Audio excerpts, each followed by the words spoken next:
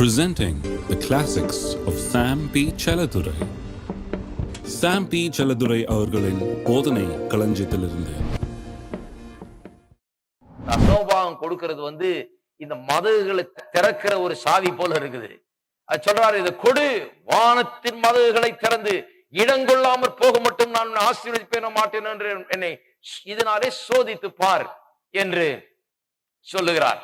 ஆகவே எல்லாருக்கும் இருக்கிற எல்லாருக்குமே யாருமே நான் எப்படி ஆரம்பிக்கிறதுன்னு சொல்ல வேண்டியதில்லை. நீங்க யாரா இருந்தாலும் நீங்க இருக்கிற இடத்துல உங்க நிலையில ஆரம்பிக்கலாம். 100 ரூபாய் சம்பாதிக்கிற ஆள் கூட ஆரம்பிக்கலாம். இதுல பாயிண்ட் என்னன்னா, நீங்க கொடுக்குற 10 ரூபாய் வச்சு ஆண்டவர் வாழ போறது இல்லை. இந்த 10 ரூபாய் உங்களுக்கு ஒரு விதை மாதிரி இது ஒரு பெரிய விளைச்சலை ஏற்படுத்த போது, அது ஏற்படுத்துற விளைச்சலுக்கு ஏற்ற மாதிரி அடுத்த தடவை நீங்க விதைக்க முடிகிறது. அதுக்கேற்ற போல திரும்ப விளைச்சல் ஏற்படுகிறது. அதுக்கேற்ற மாதிரி விதைக்க ஆரம்பிக்கிறீர்கள். இப்படி பெருகி கொண்டே போகிறது. இதுதான் இந்த செழிப்பின் ஒரு முதற்படியா இருக்கிறது தசமபாகம் என்பதை நான் நம்புகிறேன். இதை குறித்து, இந்த விதைப்பு அறுப்பை குறித்து எப்படி இதெல்லாம் நடக்கிறது, எப்படி வாழ்க்கையில செழிப்பு உண்டாகிறது என்பது குறித்து ஒரு சில காரியங்கள் இன்றைக்கு சொல்ல போகிறேன். 3 காரியங்கள் ரொம்ப முக்கியம் இந்த விதைப்பு அறுப்பு என்கிறது வரும்போது. ஒன்று, God is your source. தேவன் தான் என்னுடைய ஆதாரமாய் இருக்கிறார். மற்றதெல்லாம் ஒரு கருவி, ஒரு மீன்ஸ், ஒரு வழி. என்னைக்கு கர்த்தர் என்னுடைய ஆதாரம் என்பதை நான் உள்ளத்தை ஆழமா ஏற்றுக்கொண்டு அதை அங்கீகரித்து அதை நான் என்னுடைய விசுவாசத்துல நான் காண்பித்தேனோ, என்னைக்கு என்னுடைய அந்த பழைய எண்ணங்கள் எல்லாம் ரிலீஸ் பண்ணேனோ, மக்களை எதிர்பார்க்கிறது, அவங்க கையை இவங்க கையை எதிர்பார்க்கறது நிறுத்தினேனோ, அன்னைக்குதான் என்னுடைய வாழ்க்கையில முதல் அற்புதம் நடந்தது என்று சொல்றாரு. $400 7 மடங்கு நான் கொடுத்ததை காட்டில 7 மடங்கு கொடுத்து 24 மணி நேரம் கூட ஆகல என் கையில அது கிடைச்சது. காலையில் 4 மணிக்கு ஒரு ஆளு, என்னைக்குமே கொடுக்காத ஆளு, கொடுக்க மாட்டேன் உட்கார்ந்து இருக்கிற ஆளு, அந்த ஆளு கதவை தட்டி தூங்க முடியாம கொடுத்துட்டு போனார். மத்தேயு 17:20. அதற்கு இயேசு, உங்கள் அவிசுவாசத்தினாலே தான். கடுகு விதை அளவு விசுவாசம் உங்களுக்கு இருந்தால் நீங்கள் இந்த மலையை பார்த்து இவ்விடம் விட்டு அப்புறம் போ என்று சொல்ல அது அப்புறம் போம். உங்களால் கூடாத காரியம் ஒன்றுமிராது என்று மெய்யாகவே உங்களுக்கு சொல்லுகிறேன். அநேகர் இந்த வசனத்தை கொஞ்சம் நின்று பார்த்தாதான் புரியும், மொழிய சும்மா வாசிட்டு இருந்தா புரியாது. இது கொஞ்சம் நின்று யோசிக்க வேண்டிய ஒரு காரியம். ரொம்ப முக்கியமான ஒரு வசனம். என்ன சொல்லுகிறார்? கடுகு விதை அளவு விசுவாசம் உங்களுக்கு இருந்தால் இந்த மலையை பார்த்து இவ்விடம் விட்டு அப்புறம் போ என்று சொல்ல அது அப்புறம் போம். உங்களால் கூடாத காரியம் ஒன்றும் இராது. எல்லாரும் சொல்லுங்க, உங்களால் கூடாத காரியம் ஒன்றும் இராது. எல்லாரும் எது கேட்டிருக்கிறாங்க? கர்த்தரால் கூடாத காரியம் ஒன்றும் இராதுன்னு சொல்லிட்டு இருக்காங்க எல்லாரும். அதை சொல்லிட்டு இருக்கிற வரைக்கும் கர்த்தர் என்ன சொல்ல போறாரு? தேங்க்யூ தேங்க்யூன்ட்டு பேசாம இருக்க போறாரு. கர்த்தரால் கூடாத காரியம் ஒண்ணு இல்லைன்னா, அவரால் கூடாத காரியம் ஒண்ணு இல்லைன்னு எல்லா ஆடு மாடுகள் மிருகங்கள் பறவைகளுக்கெல்லாம் கூட தெரியும் அவரால் கூடாத காரியம் ஒன்று இல்லை. மனுஷனுக்கு என்னத்துக்கு இந்த அறிவை கொடுத்திருக்காரு கர்த்தர்? கர்த்தரால் கூடாத காரியம் ஒன்று இல்லைன்றது எல்லாருக்கும் தெரிஞ்ச விஷயம். பாருங்க, உங்களால் கூடாத காரியம் ஒன்றும் இராது. எத்தனை பேர் அதை விசுவாசிக்க? எல்லாரும் சொல்லுங்க, என்னால் கூடாத காரியம் ஒன்றுமே இராது. Nothing is impossible for me. எதுவுமே என்னால கூடாது முடியாது என்று கிடையவே கிடையாது. நான் சொல்றேன் பாருங்க, வாழ்க்கையில எதுவா இருந்தாலும் ஒரு மனுஷன் கர்த்தர் அவனுக்கு அதை குறித்த ஒரு அழைப்பையும் தரிசனத்தையும் காரியத்தையும் உள்ள வைத்து அவனை நடத்தினால் அவனால கூடாத காரியம் ஒன்றுமே இல்லை. ஆனா எங்க ஆரம்பிக்குது? எப்படி ஆரம்பிச்ச பாருங்க. அழைப்பு, தரிசனம், உள்ள கர்த்தர் எபிலிட்டியை வைக்கிறாரு, திறமையை வைக்கிறார். எல்லாம் ஒரு விதை வடிவில தான் ஆரம்பிக்குது. பாருங்க, என்ன இப்படி ஆக்குகிறதுக்கு கர்த்தர் எனக்குள்ள சில விதைகளை வைத்தார். எப்ப வைத்தார்? தாயின் கற்பத்திலே நான் இருக்கும் போதே தேவன் என்னை தெரிந்து கொண்டார் என்று அப்போஸ்தலனாகிய பவுல் சொல்றார். அப்பயே விதை வச்சுட்டாருங்க, உள்ள போட்டாரு, போர்டு எழுதி ஒட்டிட்டாரு உள்ள. இவன் எனக்கு இந்த வார்த்தையை பிரசங்கம் பண்றதுக்காக இவனை தெரிந்து கொண்டிருக்கிறேன் உள்ள சொல்லிட்டாரு. அதுக்கப்புறம் நான் அதை கண்டுபிடிச்சேன் ஒரு நாள். ஆமா, நான் இதுக்காக அழைக்கப்பட்டிருக்கிறேன்றதை நான் கண்டுபிடிச்சு இந்த விதையின் மேல விசுவாசம் வைத்து நான் அதை தண்ணீர் பாய்ச்சி அதை பாதுகாத்து நானும் அதற்கேற்ற காரியங்களை விதைத்து அந்த விதை வளரும்படியாக நானும் இடம் கொடுத்தேன். அப்படிதான் இப்படியா இருக்கிறேன் இன்றைக்கு, இவ்வளவு நாளைக்கு பிறகு. ஓவர் நைட் ஆகல. நான் எல்லாமே ஆரம்பம் எப்படி ஆகிறது? விதையில ஆரம்பிக்கிறது. அவர் சொல்றாரு, உங்கள் வாழ்க்கையில் இருக்கிற பல்வேறு மலைகளை நகர்த்த வேண்டுமா? ஆவிக்குரிய பிரச்சனைகள் என்கிற மலை, வியாதி என்கிற மலை, குடும்ப பிரச்சனைகள் என்கிற மலை, பயம் என்கிற மலை, பணப்பிரச்சனை என்கிற மலை, இந்த மலைகள் எல்லாம் நகர்த்த வேணுமா உங்களுடைய வாழ்க்கையில? உங்களால் கூடாத காரியம் ஒன்றும் இல்லை. உங்களால் கூடாத ஒன்றும் இல்லை. இருக்கீங்களா? எல்லாரும் கையை வச்சு சொல்லுங்க, என்னுடைய வாழ்க்கையிலே எல்லா மலைகளையும் என்னால் தூக்கி எறிய முடியும், தவிடுபடி ஆக்க முடியும். என்னால் கூடாத காரியம் ஒன்றுமே கிடையாது. என்னால் கூடாத காரியம் ஒன்றுமே கிடையாதுன்னு சொல்றேன். எப்ப அது ஆரம்பிக்க போகுது? எப்போ என்னால் கூடாத காரியம் ஒன்றும் இல்லை என்கிற அளவுக்கு நான் மாற போகிறேன்னு சொன்னா, விசுவாசம் ஒரு விதையை போல வேலை செய்ய ஆரம்பிக்கும் போது அந்த விசுவாசம் பெருகி அப்படி என்னுடைய வாழ்க்கையில கிரியை செய்ய ஆரம்பிக்கிறது. விசுவாசம் ஆரம்பிக்கணும். எங்கேயாவது இருக்கீங்களா? அததான் சொல்றாரு. கடுகளவு விசுவாசம் இருந்தா போதும். ஒரு நாள் நீ என்ன பண்ணுவ?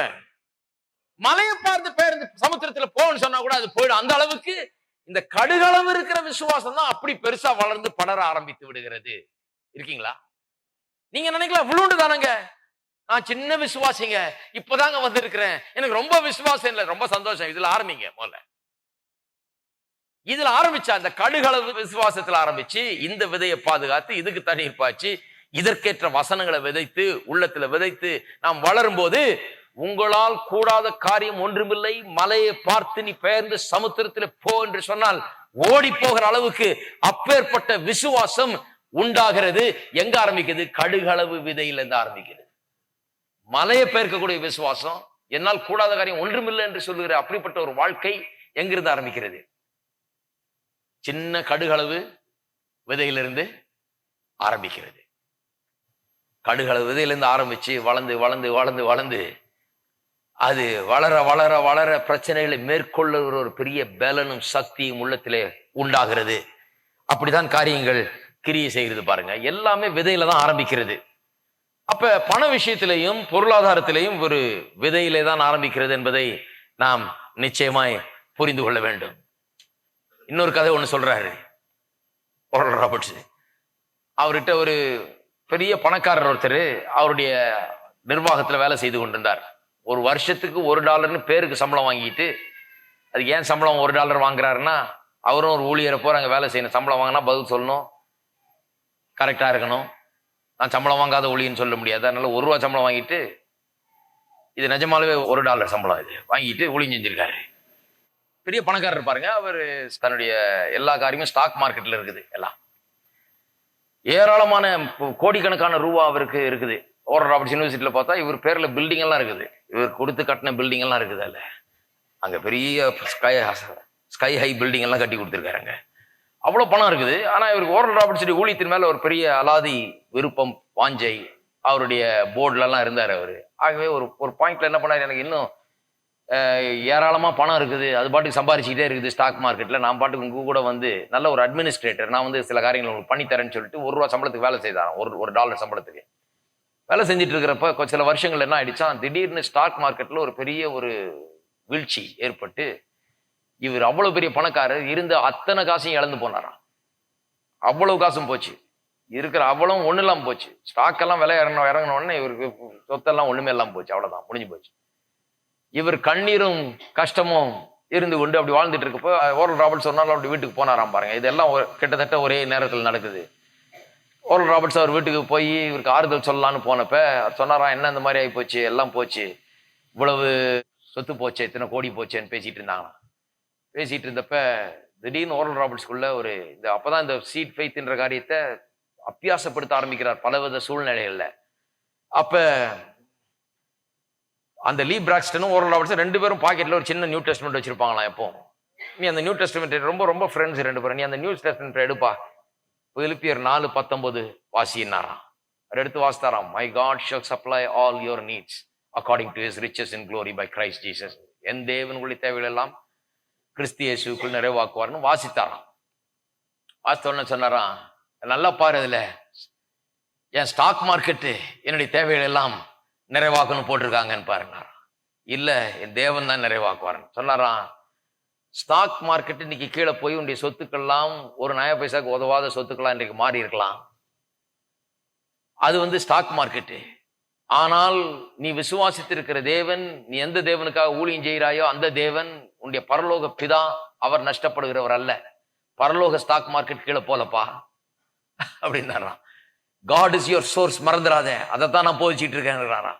God is your source. Stock மார்க்கெட்டில் உனக்கு source, God is your source.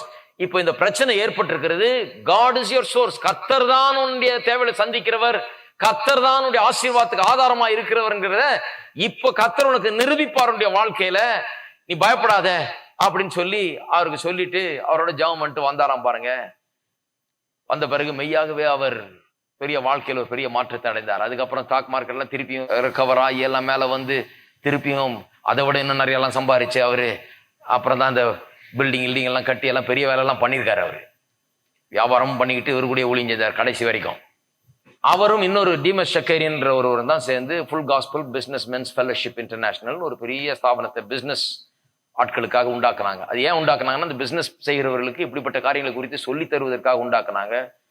ஆயிரக்கணக்கான வியாபாரிகள், கிறிஸ்தவ தொழிலதிபர்கள், இப்படிப்பட்டவர்கள் அமெரிக்கா முழுவதிலிருந்து வந்து இவர்களுடைய ஞானத்தை கேட்கும்படியாக, இவர்கள் போதிக்கிற இந்த காரியம் காட் இஸ் மை சோர்ஸ்ன்னு இவங்க போதிக்கிறாங்களே என்னன்னு சொல்லி கேட்கும்படியாக அவர்கள் எங்கும் இருந்து வந்து கூடினார்கள். ஃபுல் காஸ்பல் பிசினஸ் மென் இன்டர்நேஷனல் உலகம் முழுவதும் இருக்குது இன்றைக்கு.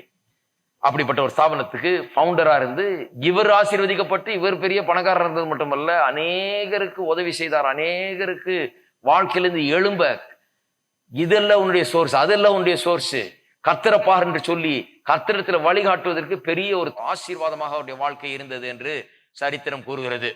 இருக்கீங்களா? அவருடைய பேர் லீ பிராக்ஸ்டன் என்பவர். இதெல்லாம் பாருங்க, இதெல்லாம் வாழ்க்கையின் நிஜங்கள். ஏதோ பிரசங்கம் பண்ற ஒரு சின்ன காரியம் இல்ல. இது வேத வசன சத்தியங்கள். இதெல்லாம் ஏன் சொல்றேன்னா, இந்த சத்தியம் உண்மை என்று ஜனங்கள் அனுபவித்து பார்த்திருக்கிறார்கள். கஷ்டத்தின் மத்தியில் அனுபவித்து பார்த்திருக்காங்க. எல்லாத்தையும் இழந்த நிலையில் அதை அனுபவிச்சு பார்த்திருக்கிறாரு. எல்லாம் போன பிறகு கர்த்தரை நோக்கி பார்த்தாரு. அப்பதான் விளங்கிடுச்சு காட் இஸ் மை சோர்ஸ் என்று சொல்லி. முன்னிருந்ததை விட இன்னும் அதிகமாக அவர் பெருக ஆரம்பித்தார். ஏனென்றால் காட் இஸ் மை சோர்ஸ் என்றதை ஒவ்வொரு மனுஷனும் தன்னுடைய வாழ்க்கையில கத்துக்கொள்ளலன்னா, நம்ம பாட்டுக்கு 50, 60 வருஷம், 70 வருஷம், 80 வருஷம் இந்த உலகத்துல வாழ்ந்து நம்ம பாட்டுக்கு போனோம்னா அதை விட ஒரு துக்ககரமான காரியம் இருக்கவே இருக்காது. என்னைக்கு காட் இஸ் மை சோர்ஸ், தேவன் தான் என்னுடைய ஆதாரம் என்கிறத என்னைக்கு நம்ம கத்துக்கிறோமோ, என்னைக்கு அதை பூர்ணமாக நம்ம விசுவாசிக்கிறோமோ, என்னைக்கு நம்முடைய கண்கள் கர்த்தர் பேர்ல வைக்கிறோமோ, அன்றைக்குதான் நம்முடைய வாழ்க்கையின் முழுமையான ஆசீர்வாதங்களை நாம் பெற்று அனுபவிக்க முடியும். அதுதான் ஆசீர்வாதத்தின் வாழ்க்கைக்கு முதல் கதவாயிருக்கிறது. காட் இஸ் மை சோர்ஸ் அறியாதவர்கள் இன்னும் அந்த கதவுக்குள்ளே நுழையல, ஆசீர்வாத கதவுக்குள்ளே நுழையல. அவங்க இன்னும் என்ட்ரே ஆகல. எல்லாரும் சொல்லுவோம் கையில உயர்த்தி, காட் இஸ் மை சோர்ஸ், கர்த்தர் தான் என்னுடைய ஆதாரம். ஐயா, விசுவாசிக்கிறீங்களா? இன்னைக்கு வீட்டுக்கு போகும்போது அதே சொல்லிட்டு போங்க, God is my source, God is my source, God is my source. நான் மெய்யாகவே விசுவாசிக்கிறேன், கர்த்தர் தான் என்னுடைய ஆதாரம். கர்த்தரை நோக்கி பார்க்கிறேன். கர்த்தர் என்னுடைய தேவையை சந்திப்பார், அதுக்கு மேல செய்வார் என்பதை நான் எண்ணி பார்க்கிறேன். கர்த்தர் செய்ததான் நான் எண்ணி பார்க்கிறேன். மனுஷன் என்ன செய்வான் என்பதை எண்ணி பார்த்தோம் என்றால் ஏமாற்றம் அடைவோம், வருத்தம் அடைவோம், கோபம் வரும், எரிச்சல் வரும், மனுஷன் பேர்ல ஏமாற்றங்கள் உண்டாகும், நொந்து கொள்வோம். அதெல்லாம் இருக்கவே கூடாது. பாருங்க, கிறிஸ்தவங்கிட்ட இந்த வேலையே இருக்கக்கூடாது. எங்க அப்பா தரல, எங்க தாத்தா தரல, எங்க பாட்டி தரல, அவங்க தரல, இவங்க தரல. பிரதர் தந்திருக்கலாம் இல்லையா பிரதர்? நீங்க சொல்லுங்க, தராதே நல்லது brother, God is my source. அதை கண்டுபிடிக்கிறதுக்கு ஒரு நல்ல சான்ஸ் எனக்கு இருக்கீங்களா? நான் சில நேரத்தில் என் வாழ்க்கை பின்னால திரும்பி பார்க்கும்போது அதான் இருக்கு. அவங்க எல்லாம் தராதே நல்லது, ஏன்னா கர்த்தர் எனக்கு தர்றாருன்றதை நான் கண்டுபிடிக்கிறதுக்கு, அதை இன்னும் ஆழமா அறிஞ்சு கொள்றதுக்கு, இதை ரொம்ப பார்க்கறதுக்கு எனக்கு உதவியா இருந்தது. கர்த்தர் தான் எனக்கு தருகிறவர் என்பதை இன்னும் ஆழமா, இன்னும் அதிகமா இதை பார்க்கும் போதெல்லாம் எனக்கு ஒரு பெரிய ஆச்சரியம் தான் ஏற்படுகிறது. இதை பற்றி ஆச்சரியப்படாத நேரம் கிடையாது. கர்த்தர் தான் தருகிறவர் என்பதை ஆழமாய் அறியும் போது வாழ்க்கையில பெரிய ஒரு மாற்றம் உண்டாகிறது. பாருங்க, இது நான் வெறும் ஏதோ பணத்தை பற்றி, வெறும் ஐஸ்வர்யத்தை பற்றி பேசல. இதெல்லாம் ஒரு ஆவிக்குரிய ஜீவியத்தோடு கலந்து இருக்கிறது. பாருங்க, இப்படிப்பட்ட ஒரு மனுஷனா நீங்க மாறும்போது வெறும் சும்மா பணம் உள்ள ஆள் இல்லை. நான் பேசுறது ஏதோ பணத்தை நிறைய சம்பாரிச்சு வச்சுக்கிட்டு ஏதோ 4 பேர் கொடுத்தோம், அப்படி கிடையாது. நமக்குள்ள ஒரு பெரிய மாற்றம். கர்த்தரை நோக்கி பார்க்கிற கண்கள், கர்த்தரிடத்தில் உயர்த்தப்பட்ட கைகள். ஆபிரகாம் சொன்னா இல்லையா, ஒரு பாதரட்சியின் வார கூட நான் உங்ககிட்ட இருந்து வாங்க மாட்டேன், ஏன்னா நீ என்ன பணக்காரனாக்கன்னு சொல்லுவேன். என்னுடைய கைகளை தேவனாகிய கர்த்தருக்கு முன்பாக நான் உயர்த்துகிறேன். இருக்கீங்களா? கைகளை யாருக்கு முன்னால உயர்த்துறேன்? வேதத்துல தசமபாகம் கொடுக்கிற காரியம் முதலா சொல்லப்பட்டிருக்கிறது என்று சொன்னால், முதல்ல ஒரு மனுஷன் தசமபாகம் கொடுக்கறத வேதத்துல மென்ஷன் பண்ணிருக்குதுன்னா, ஆதியாகமம் 14ஆம் அதிகாரத்துல ஆபிரகாம் கொடுக்கறது தான் சொல்லி இருக்குது. எனக்கு ஆச்சரியமே இல்லை. இந்த தசமபாகம் கொடுக்குற மனுஷன் தான் அப்படி இருக்கிறான். அவன் தான் அப்படி இருக்க முடியும். தசமபாகம் கொடுக்குற மனுஷன் தான் என்ன பண்ணுகிறான்? கர்த்தரை பார்க்கிறான். கர்த்தர் மேல அவன் கண்கள் இருக்கிறது. இந்த தசமபாகம் வந்து இவன் கர்த்தர் மேல கண்ணை வச்சிருக்கிறான்றதுக்கு ஒரு ப்ரூஃபா இருக்குது இது. அவன் கர்த்தர் மேல கண்ணை வைக்கிறவனா இருந்தா இதுல அவன் ரொம்ப தீவிரமா இருப்பான். ஏனென்றால் அவன் கண்ணெல்லாம் இந்த பணத்தின் மேல கிடையாது. இவன் கொடுக்கிறதுக்கு ஆயத்தம் உள்ளவனா இருக்கிறான். ஆசீர்வதிக்கப்பட்டவன் இவன் கர்த்தர் மேல கண்ணை வைத்திருக்கிறான்.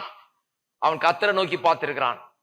பிப்ளிக்கல் இன்டர்பிரிட்டேஷன்ல வேதத்தை வியாக்கியானம் பண்ணுறதுல ஒரு பிரின்சிபல் ஒன்று இருக்குது. நிறைய பிரின்சிபல் இருக்கு. அதுல ஒண்ணு என்னன்னா லா ஆஃப் ஃபர்ஸ்ட் மென்ஷன் என்று சொல்வார்கள். முதலாவது எங்க வருது பைபிள், அதை பார்க்கணும். இந்த சம்பவம் தசம பாகம்னு பேசினா முதல்ல எங்க இருக்குது தசம பாகம் வேதத்துல அப்படின்னு பார்க்கும்போது அங்க வந்து இந்த ஃபர்ஸ்ட் மென்ஷன்ல முதலாவது அது சொல்லப்படும் போது வேதத்துல மற்ற எல்லா இடத்தை காட்டிலும் அங்க ரொம்ப அதிகமாய் வெளிப்படுத்தப்படும் என்று கண்டுபிடிச்சிருக்காங்க வேதத்தை வியாக்கியானம் பண்ற வல்லுநர்கள். முதல்ல எங்க சொல்லியிருக்கு இதை பற்றின்னு பார்த்து அங்க நல்லா ஆராய்ஞ்சா நிறைய காரியங்கள் விளங்கிடுங்கிறாங்க. அது ரொம்ப உண்மை பாருங்க. ஆதியாகமம் 14ஆம் அதிகாரத்தை வாசித்து பார்த்தீங்கன்னா எல்லாம் விளங்கிடும். அதே போலதான் அந்த நன்மை தீமை அறியத்தக்க விருட்சத்தின் மரம், அது வந்து இன்டைரக்ட் ரெஃபரன்ஸ். டைரக்ட் ரெஃபரன்ஸ் வந்து ஆதியாகமம் 14 தான். ஆகவே கர்த்தர் நம்முடைய ஆதாரமா இருக்கிறார். இருக்கீங்களா? இது வந்து சும்மா இன்னைக்கு கேட்டு போயிடக்கூடாது. ஏன்னா அது உதவி செய்யாது. இதை நீங்க ஆராய வேண்டும். பைபிள் அந்த எண்ணத்தோட படிக்க வேணும். எப்படி இவரெல்லாம் வெற்றி பெற்றார்கள் என்ற விசுவாச வீரர்களை பார்க்கும்போது அப்படி படிக்க வேணும். கர்த்தரை நோக்கி இருந்த ஆட்கள் இவர்கள். கர்த்தரை எண்ணி பார்த்தால் யாக்கோபு பாருங்க, அவன் சொல்றான் 10 1 உமக்கு தருவேன்னு சம்பாதிக்க முன்னாலே சொல்லிட்டான். வீட்டை விட்டு ஓடுற வழியிலே சொல்லிட்டான் 10 1 உமக்கு தருவான் ஆண்டவரே. ஏன்னா அவன் என்ன சொல்றான் அதன் மூலமாக, நான் தந்து ஆண்டவர் பழகி இவனே ஒண்ணு இல்லாத இருக்கிறான், ஓடி வர்றான். இவன் கொடுக்கறத வச்சு ஆண்டவர் பழக போறாரு கிடையாது. அவன் என்ன சொல்றான், நான் உம்முடைய நோக்கி இருக்கிற ஆண்டவரே, நான் நாளைக்கு நல்லா இருக்கணும்னா உம்முடைய கையில இருக்கிறது. அது இது வந்து உம்முடைய ஆசீர்வாதத்தில் இருக்குது. அது நான் வந்து அதுக்கு சரியான காரியங்களை நான் செய்ய வேணும். நீர் தான் என்ன ஆசீர்வதிக்க முடியும். மனுஷன் அந்த உலகத்தை எனக்கு ஒண்ணும் செய்ய முடியாது. ஆகவே 10 1 உமக்கு தருவேன் என்று சொல்லி அப்படி சொல்றான். ஏன் என்று சொன்னால் கர்த்தர் தான் என்னை ஆசீர்வதிக்கிறவன்றதை அங்கீகரிக்கிறான். இருக்கீங்களா? அதான் முதல், காட் இஸ் மை சோர்ஸ்.